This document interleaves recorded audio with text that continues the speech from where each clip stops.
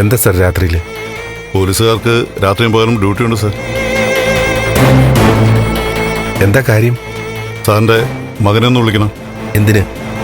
അതൊക്കെ പറയാം. ഓടോ. ഏയ്, എന്തായി കാണിക്കുന്നേ? എന്താ സാർ? MLA പോലീസിന്റെ കൃത്യനിർവഹണത്തിന് തടസ്സം നിൽക്കരുത്. നിങ്ങൾ എന്തായി കാണിക്കുന്നത്? കാര്യം എന്താണെന്ന് പറഞ്ഞിട്ട് മതി ബാക്കിയൊക്കെ. എന്താ സിദ്ധു, എന്താ കാര്യം? നന്ദനെ പിടിക്കണമെന്നും പറഞ്ഞ് നേരെ വീട്ടിലേക്ക് ഇടിച്ചു കയറി വന്നിരിക്കുക. കാര്യം എന്താ സാർ? MLAയുടെ ഭർത്താവ് നന്ദനെ അറസ്റ്റ് ചെയ്യാൻ വേണ്ടിയിട്ടാണ് ഞങ്ങൾ വന്നിരിക്കുന്നത്.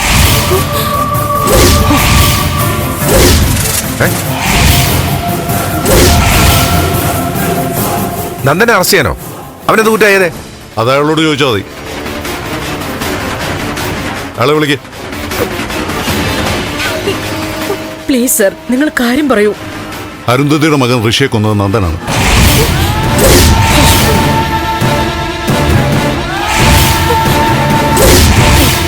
എല്ലാ തെളിവുകളും കിട്ടിക്കഴിഞ്ഞു. അവൻ കൊലപാതകം നടത്തിയെന്നോ? അനാവശ്യം പറയരുത്. കൂടുതൽ സംസാരമൊന്നും വേണ്ട. അവനെ ചെന്ന് വിളിച്ചോണ്ട് വാ. ചെല്ല. സാർ, നിങ്ങൾ ഈ പറയുന്നതും ചെയ്യുന്നതൊന്നും ശരിയല്ല. നന്ദ ഒരിക്കലും അങ്ങനെയൊന്നും. മാഡം ഞാൻ പറഞ്ഞു, കൃത്യമായ തെളിവുകൾ കിട്ടിക്കഴിഞ്ഞു. കൊലപാതകയെ കൊണ്ടുപോകാൻ തന്നെയാണ് ഞങ്ങളുടെ തീരുമാനം.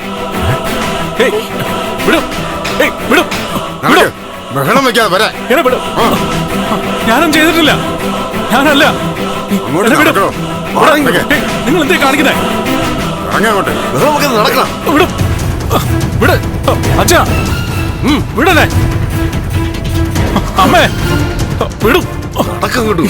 ദേവി, എന്നെ വിട്. വിടും. നിങ്ങൾ എന്തേ കാണിക്കുന്നേ? എന്നെ വിടാൻ വിടും. നന്ദൻ, ബഹളം ഉണ്ടാക്കാതെ ഞങ്ങളോട് സഹകരിക്കണം. നിങ്ങൾ അറസ്റ്റഡാണ്.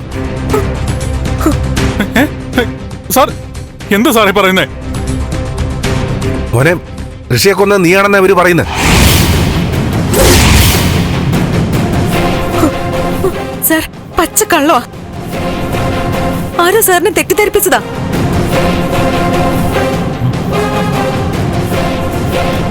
ഞാനല്ലേ എത്രയും പെട്ടെന്ന് ഋഷിയുടെ കേസിൽ തുമ്പുണ്ടാക്കണമെന്ന് സാറിനോട് ആവശ്യപ്പെട്ടത്. മാഡം ആവശ്യപ്പെട്ടത് ഞങ്ങൾ പൂർത്തീകരിച്ചിട്ടുണ്ട്. മാഡത്തിന്റെ ഹസ്ബൻഡാണോ ഇല്ല?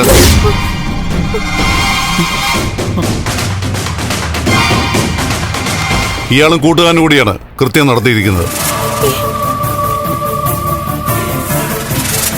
ഇയാളെ ഞങ്ങൾ കോടതിയിൽ ഹാജരാക്കും. ബാക്കി കോടതി തീരുമാനിച്ചുള്ളൂ.